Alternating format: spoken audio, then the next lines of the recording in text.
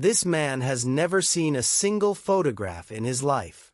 Last week, his photos sold for $1 million. Evgen Bavkar was born in 1946 in a small village in Slovenia, nestled in the forested hills near the Italian border. In those early years, the world came to him in full color. The green of the pine trees, the gray of the mountain stone, the warm amber of his mother's kitchen in winter. He was, by every measure, an ordinary boy with an extraordinary capacity for wonder. Then, at the age of 11, the world went dark. 2 separate accidents, one to each eye, within the same short period of his young life, took his sight completely. He was left in total blindness before he had even finished primary school. Most people, confronted with such a loss at such an age, would have spent years simply learning to live without what was taken. Evgen did something different. He decided to grieve, and then he decided to keep seeing. I did not lose the desire to look. I only changed the instrument with which I look. In the village, people were kind but perplexed. What future could there be for a blind boy in post-war Yugoslavia? His parents worried quietly. His teachers did their best. But Evgen had already begun to understand something that would take the art world decades to catch up to. That vision is not a function of the eyes alone. It is a function of the mind, the memory, the imagination, and the fingertips. He carried every color he had ever seen inside him, like a library that no accident could burn down. He read voraciously in Braille. He studied philosophy. He learned that the ancient Greeks believed sight was the most noble of the senses, and he decided, quietly and without drama, to prove them right by using sight without eyes. The boy who lost the light had begun, in the darkness, to become a photographer. By the time Evgen Bavkar arrived in Paris in the 1970s to study philosophy and aesthetics at the Sorbonne, he was already carrying a camera. This was not a metaphor. He owned a physical camera, a 35mm film body with a fixed lens, and he used it. The fact that he could not see through the viewfinder was, to him, not an obstacle, but a philosophical position. His fellow students and professors didn't know quite what to make of it. Photography, after all, is the art of the captured gaze, the decisive moment, as Henri Cartier-Bresson had famously called it.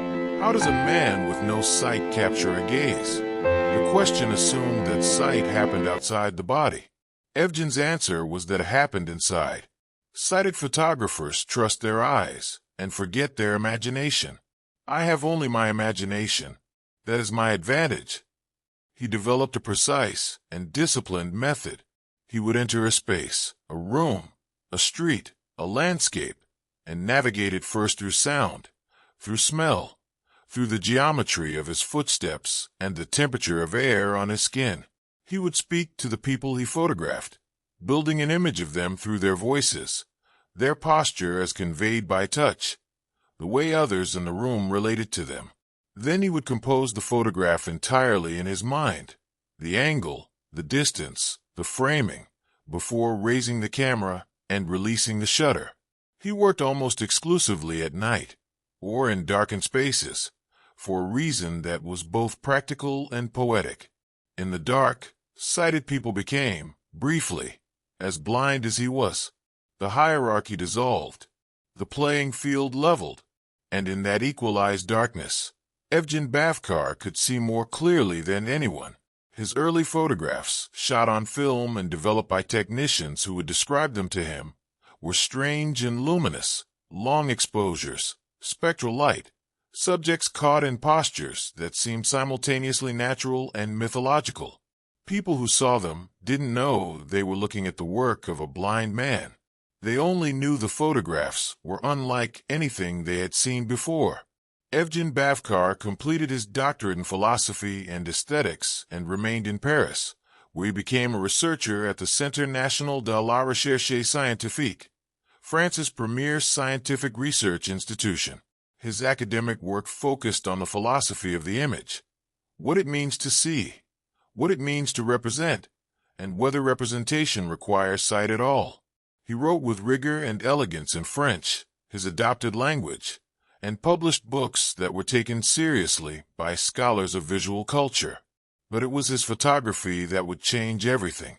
In 1989, more than a decade after he had first begun photographing in earnest, Evgen held his first major solo exhibition in Paris. The photographs were printed large, some nearly a meter across, and hung in a gallery in the Marais district. The images were in black and white, mostly, though some were hand-tinted in colors that Evgen specified to his collaborators. The exact shade of blue he remembered from a Slovenian lake. The particular yellow-orange of a candle flame he had memorized from childhood. Color is not something I lost. It is something I preserved perfectly, because I have never been able to update it with new disappointments.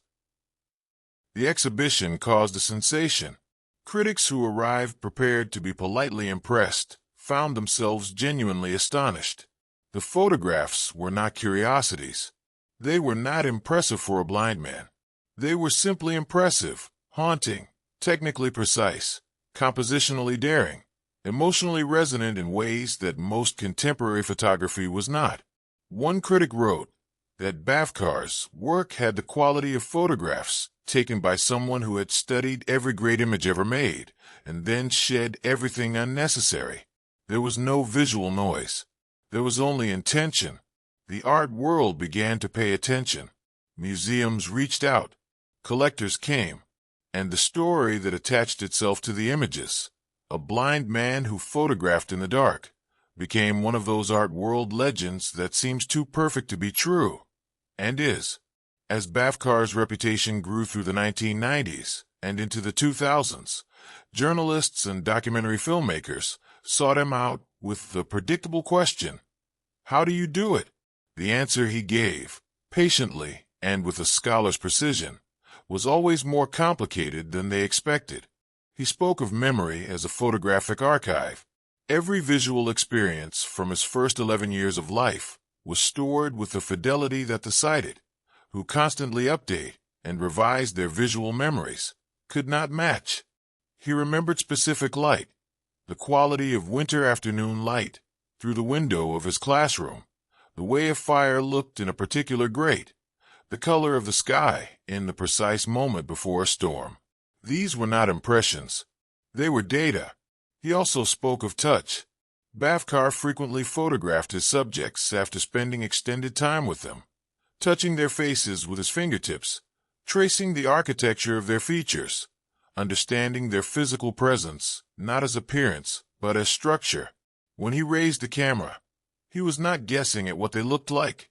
He was translating what he knew into what the camera would see. I touch a face and I understand it entirely. Sighted photographers only see the surface. I know the bone underneath. He worked with assistants who served as his eyes in a technical sense only, confirming that a light source was where he expected it, that a subject had not moved unexpectedly, that the angle he had set was achieved. The creative decisions remained entirely his. The composition, the timing, the emotional register of a session, all of it came from Evgen. He photographed across Europe and beyond, in Brazil, Japan, Senegal, and across Eastern Europe after the fall of the Iron Curtain. He brought his camera to places where darkness was literal as well as metaphorical.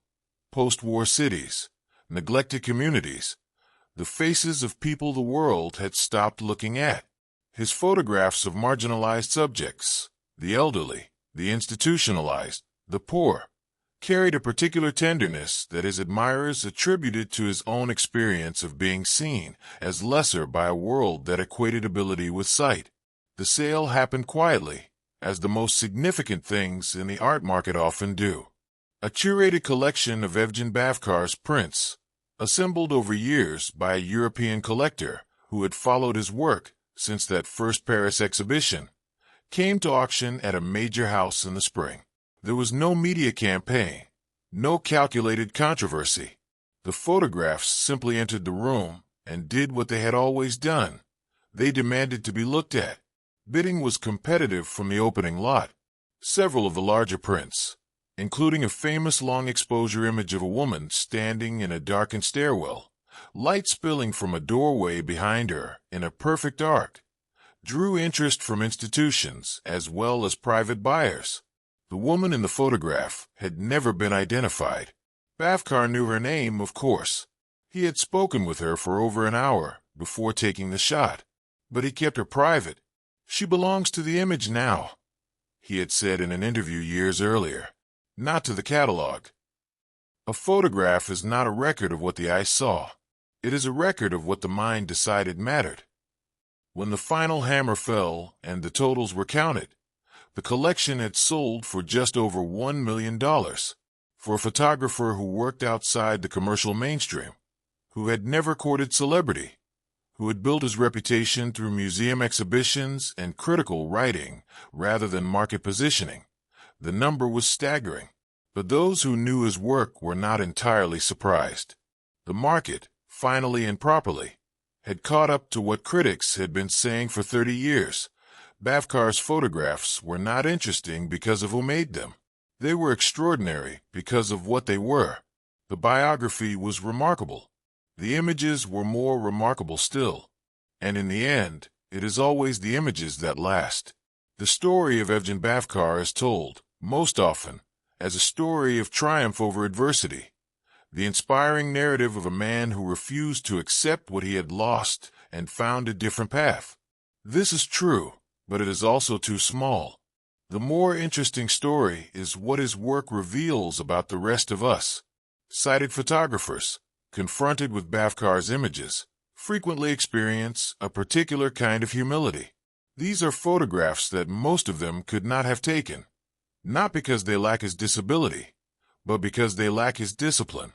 The sighted rely on their eyes in the way the wealthy rely on credit, carelessly, without thinking about what it costs, assuming the account will never run dry. Bavkar, without that option, was forced to develop a different relationship with the visual world. He had to earn every image, not just take it. The greatest danger of sight is that it makes everything look easy.